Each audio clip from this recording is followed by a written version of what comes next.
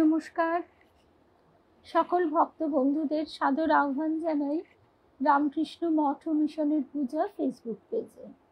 রামকৃষ্ণ মঠ ও মিশনের পূজা ফেসবুক পেজে আজকে আমাদের শ্রী শ্রী রামকৃষ্ণ লীলা প্রসঙ্গ অনুধ্যান। সেই অনুধ্যানে আমরা ঠাকুরের মধুর ভাব সাধনার কথাই শুনছিলাম। সে মধুর ভাব সাধনার কথা প্রসঙ্গে আজকে আমরা একদম শেষ পর্যায়ে উপস্থিত হয়েছি।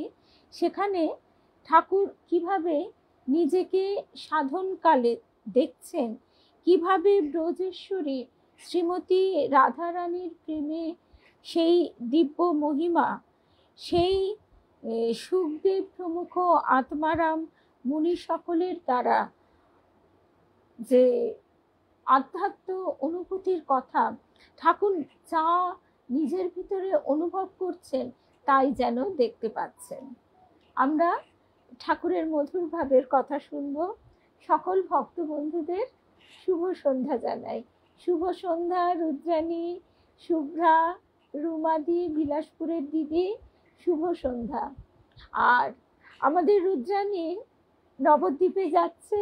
আমাদের সকলের শ্রী রামকৃষ্ণ পাঠচক্রের তরফ থেকে নবদ্বীপ মহাপুণ্য স্থান, মহাতীর্থক্ষেত্র, সেখানকার উদ্দেশ্যে আমাদের সকলের তরফ থেকে প্রণাম নিবেদন করছি।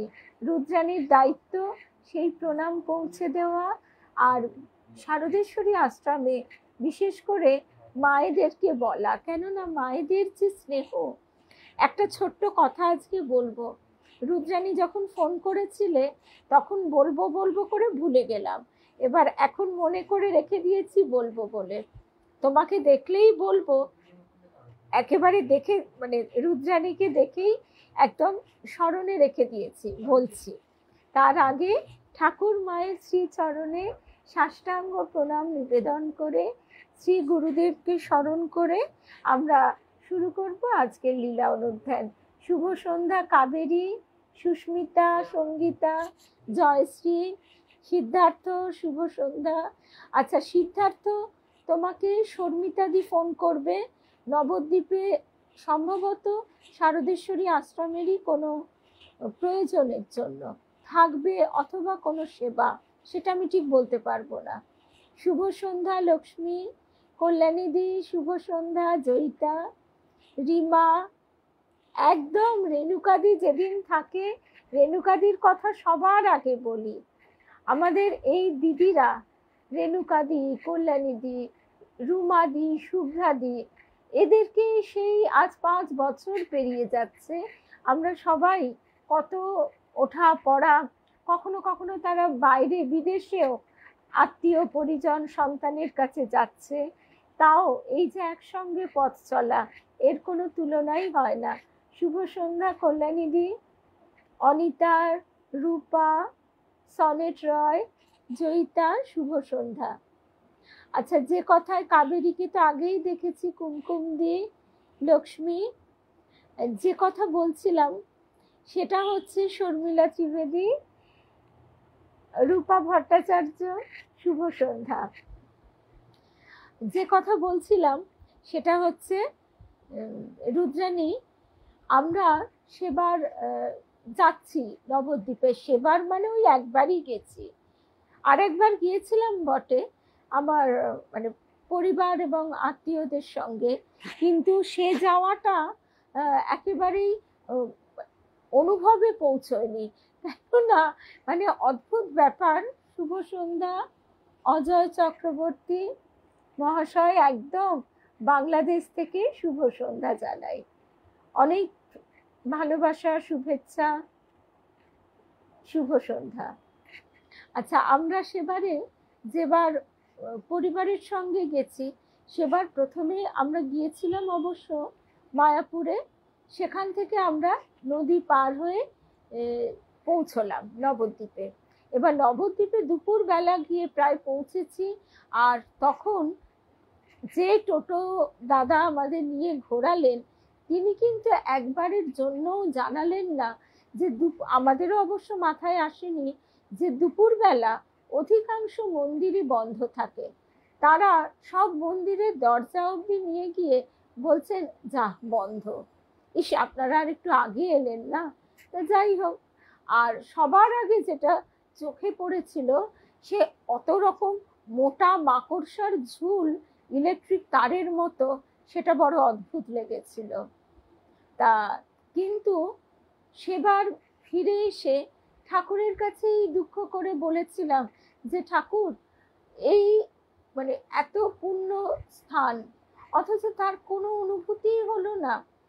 শুধু ফেরবার সময় অপূর্ব সূর্যাস্ত দেখেছিলাম, একেবারে সেই সূর্যের রাঙা আলো নদীর জলে গলে গলে পড়ছে, সেই সূর্যাস্তের রেশটুকুই আনন্দ রূপে প্রাণে প্রাণে ফিরে এসেছিল। তা এরপরে যখন আমরা আবার নবদ্বীপে গেলাম, সেবারেও এই কল্যাণীদি, সুতপা, তারপরে আর কে ছিল, কল্যাণীদির বোন ছিল, আর কে ছিল ঠিক মনে পড়ছে না, আর সৌরভরা ছিল। সৌরভরা ওখান থেকে সেবার সেই বস্ত্র বিতরণের অনুষ্ঠানটি করবে। তো সেই জন্য আমরা কল্যাণীদির গাড়িতেই সম্ভবত আগে রওনা হয়ে গিয়েছিলাম। তা এবারে কল্যাণীদি গাড়ি ভাড়া নিয়েছিল, কেননা আমরা অনেকেই ছিলাম, আর কে কে ছিলাম এই মুহূর্তে মনে পড়ছে না। তা এবারে আমরা গিয়ে তো মানে আনন্দে একেবারে মায়েদের স্নেহ, যত্ন, ভালোবাসা কোনো তুলনা হয় না। মায়েদের অবশ্য করে বলবে, মায়েদের আমরা মানে ভুলে যাওয়া, মায়েরা আবার দুঃখ করে বলেনও তো, আমাদের তো ভুলেই গেছো ভদ্রা মায়ের সঙ্গে যখন দেখা হয় শ্যামবাজারে। তো মায়েদের বলো যে ভুলবো কি, সারা জীবন এই স্নেহ, আদর এবং খাওয়ানো।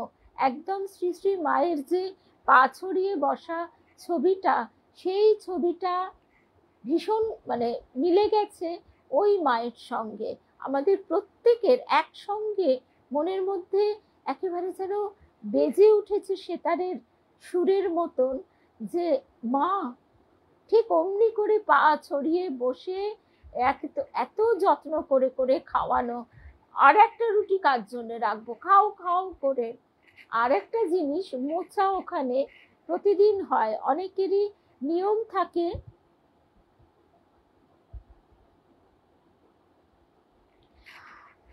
আপনি আমাদের সঙ্গে শনিবার থাকবেন মা শারদা সেবাশ্রম ফেসবুক পেজে।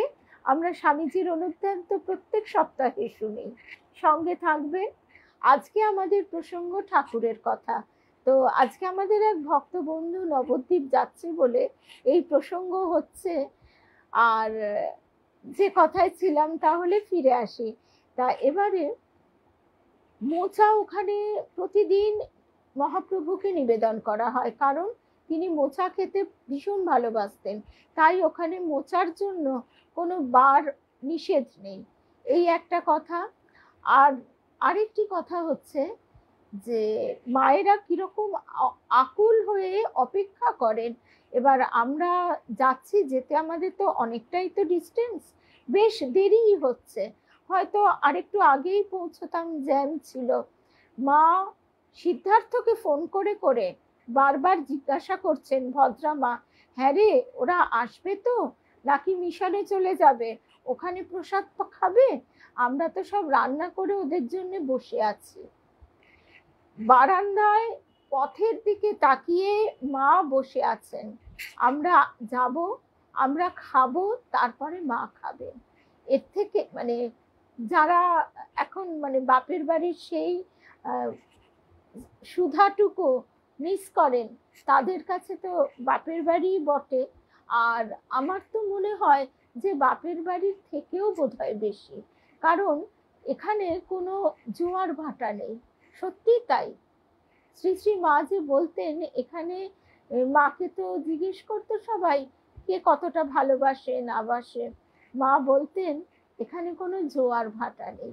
সত্যিই তাই, একদম। এই যে সিদ্ধার্থ বলছে দিদি, একদম এর কোনো তুলনা হয় না। আর শ্রী শ্রী মা যে স্বয়ং বলেছিলেন, তোমরা রইলে আমার বটের ঝুড়ি। আজকে মহুয়া মিত্র ফোন করে বলছিল, বালিমার কাছে দুদিন আগে গেছি, বাণীমার পায়ে হাত বুলিয়ে দিচ্ছি, আর বাণীমার সেই হাসি মুখ, মানে কি রকম যে আনন্দ, কি যে ভালো লাগা, এটা ওই যাকে তিনি বোঝান সেই বোঝে। যেমন আজকে আমরা যে প্রসঙ্গ শুনবো, এই ভাব সাধনার কথা, এও ঠিক তাই। ঠাকুর বলতেন ভাগবত ভক্ত ভগবান, এসব মিলে মিশে একাকার হয়ে যায়। ব্রজেশ্বরী শ্রীমতী রাধারানী কেবলমাত্র যথার্থ অতীন্দ্রিয় প্রেমের পরাকাষ্ঠা জীবনে প্রত্যক্ষ করেছিলেন এবং জগতে তার পূর্ণাদর্শ রেখে গেছেন। শুভ সন্ধ্যা মিনুদি, শুভ্রাদি, স্বপ্নাদি, সবাইকে শুভ সন্ধ্যা জানাই। অতীন্দ্রিয় প্রেমের পরাকাষ্ঠা জীবনে যথার্থ রূপে কেবলমাত্র রাধারানী তিনি প্রত্যক্ষ করেছেন এবং তার পূর্ণাদর্শ জগতের কাছে রেখে গেছেন। লজ্জা, ঘৃণা, ভয় ছেড়ে, লোক ভয়, সমাজ ভয় পরিত্যাগ করে জাতি, কুল, শীল, পদমর্যাদা, নিজ দেহ মনের ভোগ সুখের কথা সম্পূর্ণভাবে বিস্তৃত হয়ে ভগবান শ্রীকৃষ্ণের সুখেই কেবলমাত্র আপনাকে সুখী অনুভব করতে তার মতন আরেকজনের দৃষ্টান্ত ভক্তিশাস্ত্রে পাওয়া যায় না। শাস্ত্র সেজন্য বলেন শ্রীমতী রাধারানীর কৃপা কটাক্ষ ভিন্ন, শ্রীমতী রাধারানীর কৃপা কটাক্ষ ভিন্ন ভগবান শ্রীকৃষ্ণের দর্শন লাভ জগতে কখনো সম্ভবপর নয়। কারণ সচ্চিদানন্দ ঘন বিগ্রহ ভগবান শ্রীকৃষ্ণ শ্রীমতীর প্রেমে চিরকাল সর্বতোভাবে আবদ্ধ থেকে তারই ইঙ্গিতে ভক্ত সকলের মনের অভিলাষ পূর্ণ করছেন। শুভ সন্ধ্যা পূর্ণিমা। শ্রীমতীর কামগন্ধহীন প্রেমের অনুরূপ বা তজ্জাতীয় প্রেম লাভ না হলে কেউ কখনো ঈশ্বরকে পতিভাবে লাভ করতে এবং মধুরভাবে পূর্ণ মাধুর্য উপলব্ধি করতে পারবে না। ভক্তিশাস্ত্রের পূর্বোক্ত কথার এটাই অভিপ্রায়, একথা বুঝতে পারা যায়। অর্থাৎ সেই রাধারানীর মতন সম্পূর্ণ আত্মবিলয় না ঘটলে শুধু কতটুকু থাকবে। আমাদের গুরুদেব বলতেন যে জানবি আমি তার শ্রী রামকৃষ্ণে মিশে যাচ্ছি, কিন্তু আমাকে দেখবি শুধু এই বাইরের আবরণটুকু, এই আবরণটুকু থাকবে। এই আবরণটুকু থাকবে কেন? যাতে ভক্ত ও ভগবানের ভাবটুকু, লীলাটুকু আস্বাদন করা যায়।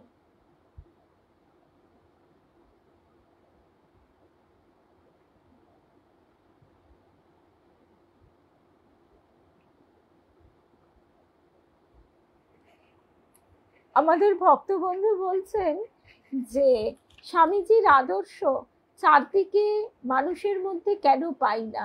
এখন এর উত্তর তো নেই। আমরা কি করতে পারি? নিজেদের মধ্যে সেটা প্রকাশ করবার চেষ্টা করতে পারি, অভিযোগ না করে। অন্যের মধ্যে নেই কেন এই চিন্তা না করে আমরা নিজেদের মধ্যে যতটা সম্ভব প্রকাশ করবার চেষ্টা করতে পারি, তাই নয় কি? আচ্ছা, তারপরে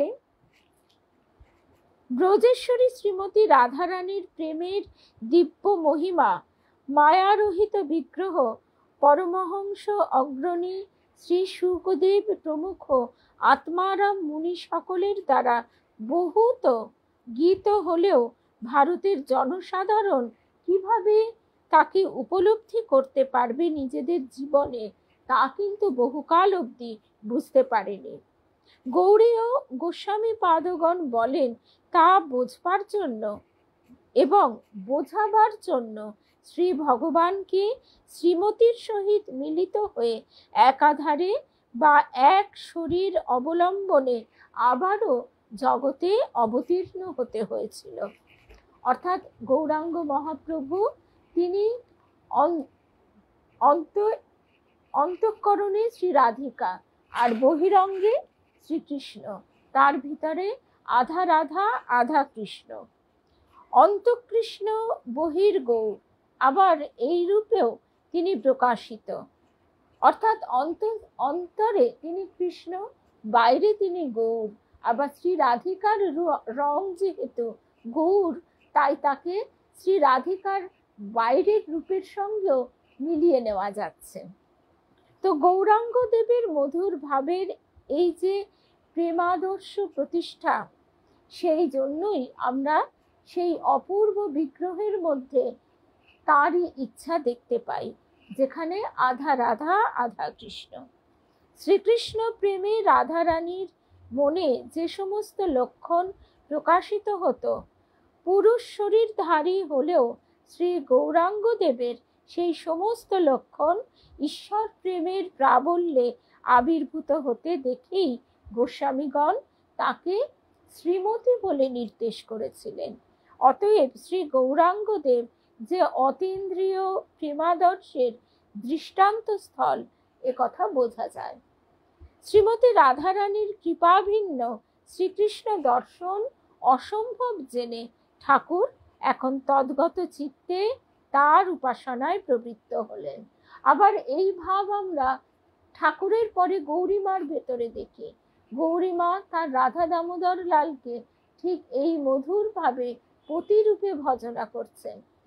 আর স্বয়ং ঠাকুর একথাও বলেছেন যে গৌরীমা গৌরদাসী, সে আর কে, সে তো ব্রজের গোপী, সে ব্রজের গোপী ছিল, এবারের লীলায় সে এই রূপে প্রকাশিত হয়েছে। তো ঠাকুর যখন তার মানে রাধারানীর প্রেম ও ঘন মূর্তি স্মরণ মনন ও ধ্যানে নিরন্তর মগ্ন হয়ে তার শ্রী পাদ পদ্মে হৃদয়ের আকুল আবেগ অবিরাম নিবেদন করছেন, তখন কি হলো? তখন শ্রীমতী রাধারানী তাকে দর্শন দিচ্ছেন।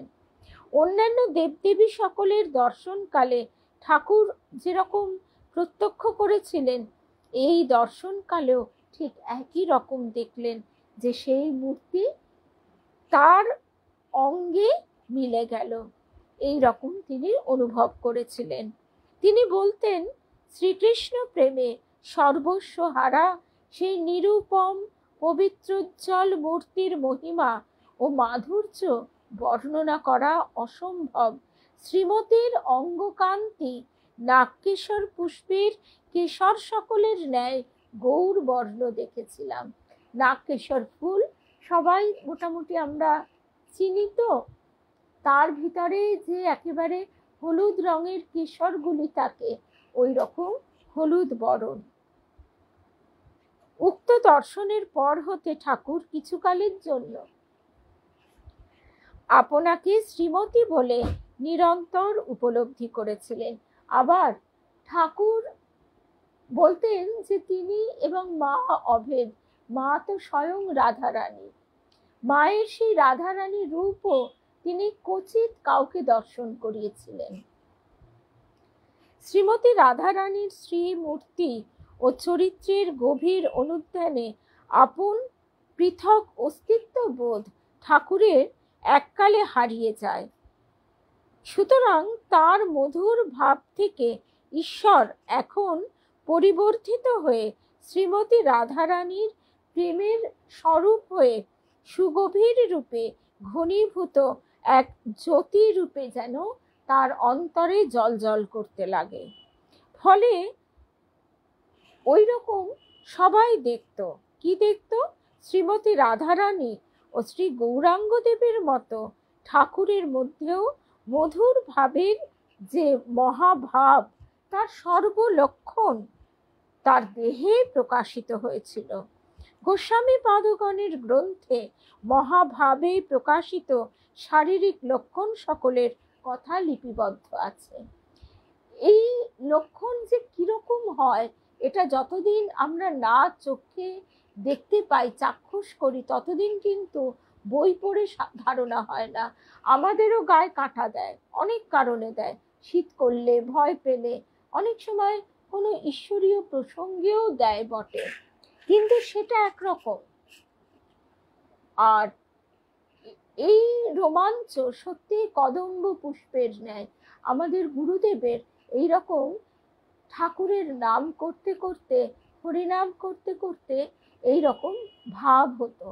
আমরা একেবারে, এবং সেই ঘরের মধ্যে একটা এমন ঘনীভূত ভাইব্রেশনই বলি বা শক্তি বলি বা প্রেম বলি, যাই বলি না কেন, এমন একটা জমাট বাঁধা অনুভূতি নিশ্চয়ই সকলেরই হতো, যে কারণে সবাই একদম নিষ্পলক হয়ে তার দিকে চেয়ে থাকতো, গুরুদেবের দিকে। আর হরিনাম তো চলতোই, আর যারা, অন্তত আমার মুখে কোনো বাকস্ফূর্তি ঘটতো না।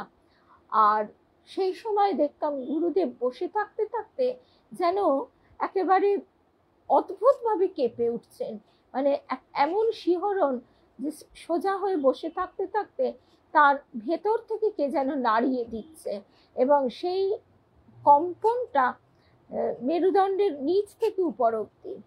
তারপরে হঠাৎ তিনি উঠে দাঁড়াতেন। উঠে দাঁড়ানোর পর তার যে একটা কাঠ মতো ভাব হয়ে যেত, নিঃশ্বাস আটকে যেত, সারা গায়ে শিহরণ দেখা যেত, সেটা একদিনের কথা আমার মনে আছে। আর দেখতে দেখতে আমি এমন হাঁ করে তাকিয়েছিলাম, আমি একদম গুরুদেবের ঠিক সামনেই বসেছিলাম, একদম প্রথমে। শুধুমাত্র তার শ্রী অঙ্গের সঙ্গে আমার দেহ স্পর্শ করেনি, এইটুকুই তফাৎ ছিল। এবং এইরকম হওয়া মাত্র আমাকে পেছন থেকে কে যেন খুব মানে জোরে টেনে সরিয়ে দিল, কারণ ওই সময় শ্রী গুরুদেবের অঙ্গে যদি কারোর অঙ্গ স্পর্শ হয় তাহলে তার অত্যন্ত কষ্ট হতো। সেই কারণে আমি সেসব জানতাম না। তাই এই সমস্ত বিষয়গুলি আমরা বই পড়ে কিছুতেই বুঝতে পারি না। ঠাকুরের অশেষ কৃপায় এই সামান্য যেটুকু দর্শন হয়েছে সেটুকুই ধ্যানের ধন। আর গতকাল আমরা শুনছিলাম আমাদের গোলাপ মা ঠাকুরের কাছে বসে থাকতে থাকতে রাত 10টা বেজে যেত। মা ওদিকে যে খাবার আগলে বসে আছেন, আর দক্ষিণেশ্বর তখন গ্রাম, ওই রকম জায়গায় রাত 10টা মানে বেশ নিশুতি হয়ে গেছে। মা চুপটি করে তখন ওই প্রদীপ বা কেরোসিনের আলো আর ঠাকুরের সেই অপূর্ব ভাবের মণ্ডলীর ভিতরে গোলাপ মা রয়েছেন।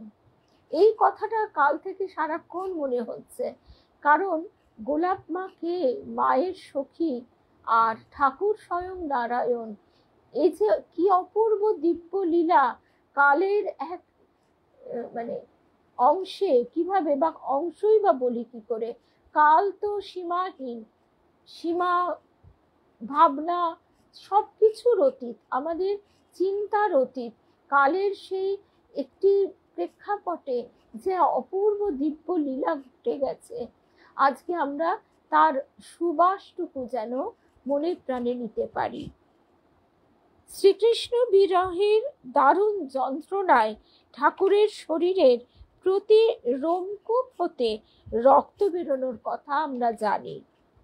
মহাভাবের পরাকাষ্ঠায় এই সময়ই সে সমস্ত হতো। ঠাকুরের প্রতিটি রোমকূপ থেকে রক্ত বেরিয়ে আসতো। বৈষ্ণব তন্ত্র নিপুণা ভৈরবী ব্রাহ্মণী এবং পরে বৈষ্ণব চরণ ইত্যাদি শাস্ত্রজ্ঞ সাধকেরা ঠাকুরের শ্রী অঙ্গে মহাভাবের প্রেরণায় ওই সকল লক্ষণের আবির্ভাব দেখে স্তম্ভিত হয়ে গেছিলেন এবং তাকে হৃদয়ের শ্রদ্ধা ও পূজা অর্পণ করেছিলেন। এও এক অপূর্ব কথা যে গুরু, ব্রাহ্মণী তো গুরু, তিনি এসে শিষ্যের কাছে কিভাবে নিজেকে সঁপে দিচ্ছেন, তোতাপুরি তিনিও শিষ্যের কাছে নিজেকে সমর্পণ করছেন। ঠাকুর স্বামী শারদানন্দজি মহারাজ বলছেন, মানে যাকে আমরা শরৎ রূপে পাই, ছোট ছেলে শরৎ, তাদের তিনি বলছেন, ঠাকুর আমাদের বহুবার বলেছিলেন 19 প্রকারের ভাব একাধারে প্রকাশিত হলে তাকে মহাভাব বলে। একথা ভক্তিশাস্ত্রে আছে। সাধন করে এক একটা ভাবে সিদ্ধ হতেই লোকের জীবন কেটে যায়। তারপর ঠাকুর নিজের শরীর দেখিয়ে বলছেন, এখানে একাধারে একত্র ওই প্রকার 19টি ভাবের পূর্ণ প্রকাশ ঘটেছিল।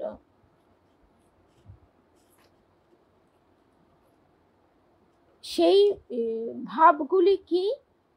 কামাত্মিকা মধুর রস, সম্ভোগ ইচ্ছাময়ী বা তত্ত্বভাবেচ্ছাময়ী, স্নেহ, মান, প্রণয়, রাগ, অনুরাগ।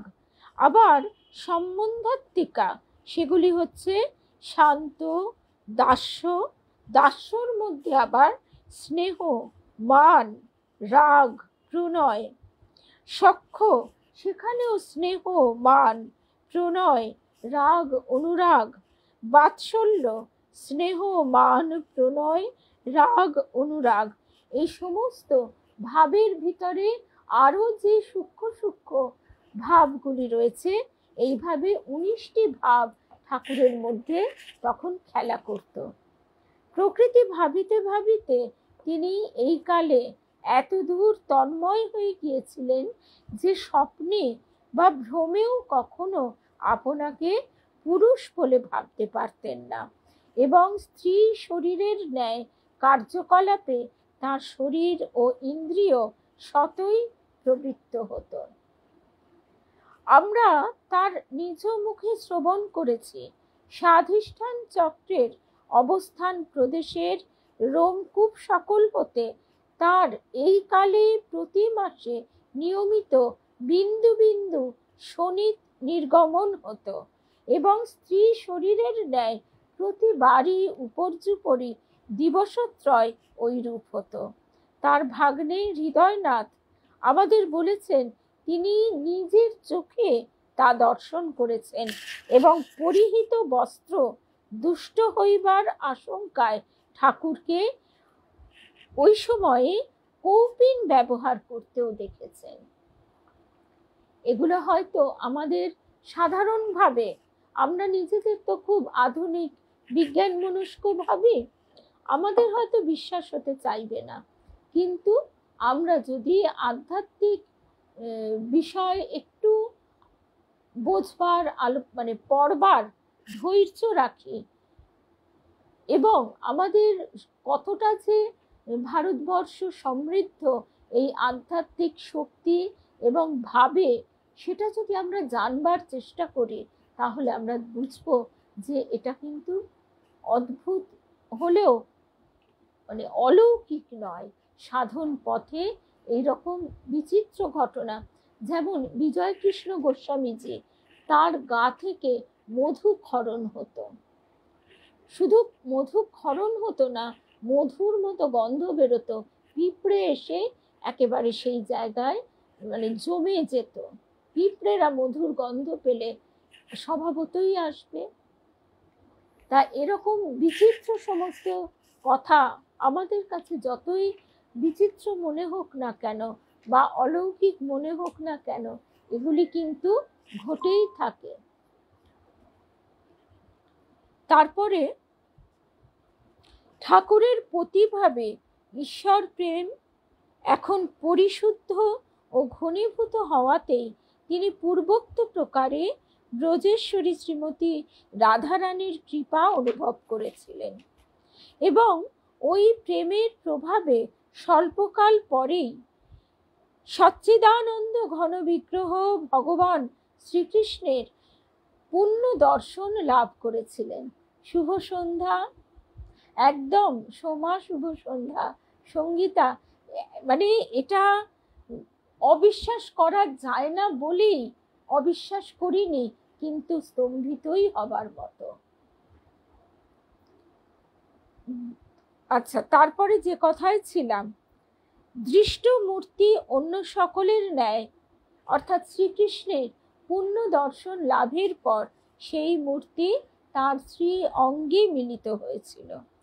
ওই দর্শন লাভের 2-3 মাস পরে পরমহংস শ্রীমৎ তোতাপুরী এসে তাকে বেদান্ত প্রসিদ্ধ অদ্বৈত ভাব সাধনায় নিযুক্ত করেছিলেন। অতএব বোঝা যাচ্ছে মধুর ভাব সাধনায় সিদ্ধ হয়ে ঠাকুর কিছুকাল ওই ভাবে ঈশ্বর সম্ভোগে দিন কাটিয়েছিলেন। ওই সময় শ্রীকৃষ্ণ চিন্তায় এককালে তন্ময় হয়ে তিনি নিজ পৃথক অস্তিত্ব একেবারে হারিয়ে ফেলেছিলেন। কখনো নিজেকে ভগবান শ্রীকৃষ্ণ বলে বোধ করেছিলেন, আবার কখনো আব্রহ্মস্তম্ভ পর্যন্ত সকলকে শ্রীকৃষ্ণ বিগ্রহ বলে দর্শন করেছিলেন। আমরা তো ঠাকুরকে সবসময় জানি তিনি কৃষ্ণ রূপে তো দর্শন দেন, দিয়েওছেন। তিনি কালী, তিনি কৃষ্ণ, তিনি একাধারে সব। আমরা যত ভাবতে পারি সবই তিনি। অনন্ত ভাবময় নিরাকার পূর্ণ ব্রহ্ম তিনি। একদিন বাগান থেকে একটা ঘাস ফুল সংগ্রহ করে হর্ষোৎফুল্ল বদনে আমাদের কাছে উপস্থিত হয়ে বলছেন, তখন যে কৃষ্ণ মূর্তি দেখতাম তার অঙ্গের এইরকম রং ছিল। মানে মধুর ভাবের সময় ঠাকুরের যে দর্শন হতো, ঘাস ফুলের মতো কৃষ্ণের গায়ের রং। অন্তরস্থ প্রকৃতি ভাবের প্রেরণায় যৌবনের প্রারম্ভে ঠাকুরের মনে এক প্রকার বাসনার উদয় হতো। ব্রজগোপীগণ স্ত্রী শরীর নিয়ে জন্মগ্রহণ করে প্রেমে সচ্চিদানন্দ শ্রীকৃষ্ণকে লাভ করেছিলেন। ঠাকুরের মনে হতো তিনি যদি স্ত্রী শরীর নিয়ে জন্মগ্রহণ করতেন তাহলে গোপীদের মতো শ্রীকৃষ্ণকে ভজনা ও লাভ করে ধন্য হতেন।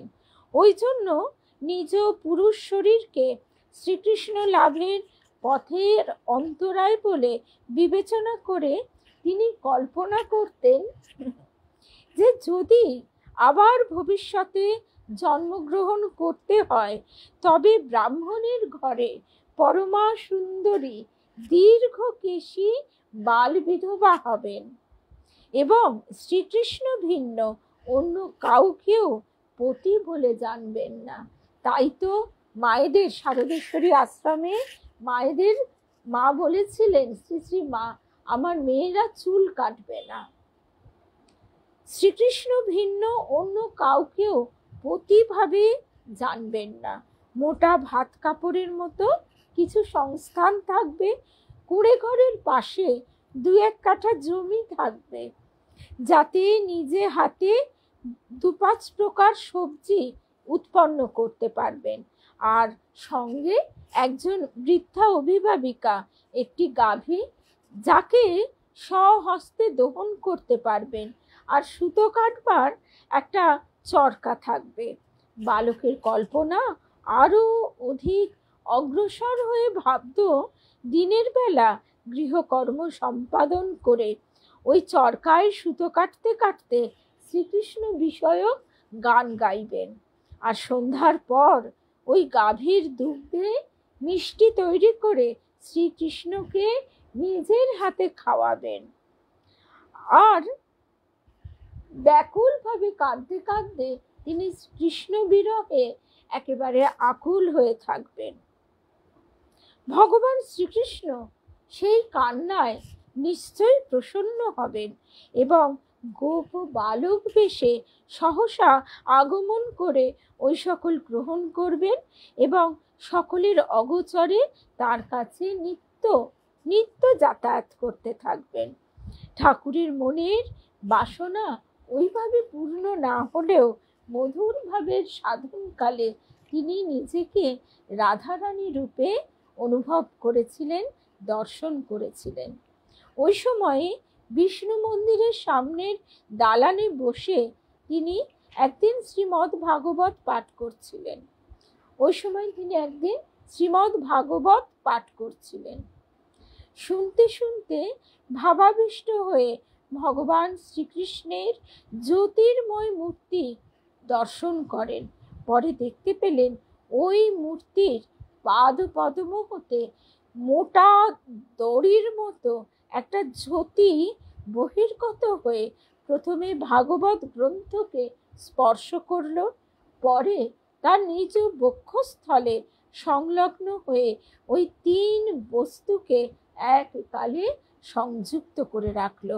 তাই তো ঠাকুর বলতেন, ভাগবত ভক্ত ভগবান, তিনে এক, একে তিন। জয় রামকৃষ্ণ। আজকে আমাদের এই অবধি হলো, কারণ এখানে আমাদের চতুর্দশ অধ্যায় শেষ হয়ে গেল। এরপর ঠাকুরের বেদান্ত সাধন। আবার দেখা হবে আগামী সপ্তাহে, বেদান্ত সাধনের কথা শুনব। আর তাছাড়া দেবযান তো শুনবই রাত 9টায়। আর আগামীকাল আমাদের পাঠচক্র স্থগিত রাখবো বিশেষ কারণে। তো সেই জন্য দেবযান শনিবার সকালবেলা আমরা শুনে নেব, কারণ দেবযান যেহেতু আমরা ধারাবাহিকভাবে শুনছি, একটু মাঝখানে বন্ধ হয়ে গেলে অসুবিধে হয়। একদম তিনি নিজে পূর্ণ ব্রহ্ম, তিনি নিজে পূর্ণ ব্রহ্ম নারায়ণ, তিনি আবার ভক্তরূপে নিজেকে আমাদের কাছে প্রকাশ করছেন এবং দেখিয়ে দিচ্ছেন ভক্ত এবং ভগবানের মিলন কিরকম। আমরা তারপরেও যদি তাকে ভালোবাসতে নাই বা পারলাম, এরপরেও যদি আমাদের মন এদিক ওদিক ছিটকে যেতে চায়, তাহলে তো আর কিছু করার নেই, আর কিছু বলারও নেই। জয় রামকৃষ্ণ, জয় রামকৃষ্ণ। তাহলে আবার 9টায় আমাদের দেখা হবে। হ্যাঁ নিশ্চয়ই রুমাদি। আর আগামীকাল সকালবেলা এই 11টা থেকে শুনি, 11টা থেকে 11:15 অবধি আমরা তাহলে শুনবো আগামীকাল দেবযান। আর আজকে তো আমাদের চতুর্দশ পর্ব। জয় রামকৃষ্ণ। সরি, আগামীকাল নয়, শনিবার সকালে। আগামীকাল পাঠচক্র স্থগিত থাকবে। জয় রাম।